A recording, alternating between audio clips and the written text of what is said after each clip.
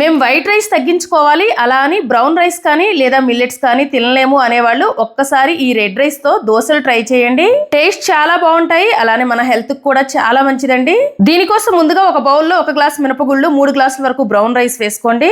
అలానే పావు స్పూన్ మెంతులు కూడా వేసుకొని 2-3 సార్లు శుభ్రంగా కడిగి 6 నుండి 8 గంటల పాటు నానపెట్టుకోండి. తర్వాత ఇంకొక బౌల్లో 3/4 గ్లాస్ వరకు గట్టి అటుకులు వేసుకొని వీటిని కూడా హాఫ్ అన్ అవర్ నానపెట్టుకుంటే సరిపోతుంది. ఇక్కడ నేను కొలతలన్నీ కూడా ఒకే గ్లాస్ తో తీసుకున్నాను. ఇవన్నీ బాగా నానిన తర్వాత ఇంకొకసారి శుభ్రంగా కడిగి మిక్సీ జార్లో వేసుకోండి.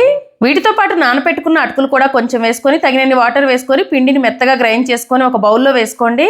ఇలానే మిగిలిన పప్పు బియ్యాన్ని కూడా మెత్తగా గ్రైండ్ చేసుకొని ఇదే బౌల్లో వేసుకోండి. ఇలా గ్రైండ్ చేసుకున్న పిండి మొత్తాన్ని ఒకసారి చేత్తో బాగా కలపండి. ఇప్పుడు ఈ పిండిని 4 నుండి 6 గంటల పాటు పులియనివ్వండి. ఇది సమ్మర్ కాబట్టి పిండి త్వరగా పులుస్తుంది. 6 గంటల తర్వాత పిండిని ఒకసారి నిదానంగా ఇలా గరిటతో కలుపుకోండి. తర్వాత కావలసినంత పిండి ఒక బౌల్లో వేసుకొని దీనిలో టేస్ట్కి సరిపడినంత సాల్ట్, పావు స్పూన్ జీలకర్ర, అలానే తగినన్ని వాటర్ వేసుకొని పిండి మొత్తాన్ని బాగా కలుపుకోండి. మనం నార్మల్గా దోశ పిండికి ఎలా అయితే కలుపుకుంటామో సేమ్ అలానే కలుపుకుంటే సరిపోతుంది. పెనం బాగా వేడైన తర్వాత స్టవ్ సిమ్లో పెట్టుకొని దోశ వేసుకోండి. పైన కొంచెం ఆయిల్ వేసుకొని స్టవ్ ఫుల్ ఫ్లేమ్ లో పెట్టుకొని దోశ పెనాన్ని అటు ఇటు తిప్పుతూ దోశని ఎర్రగా ఫ్రై చేసుకోండి.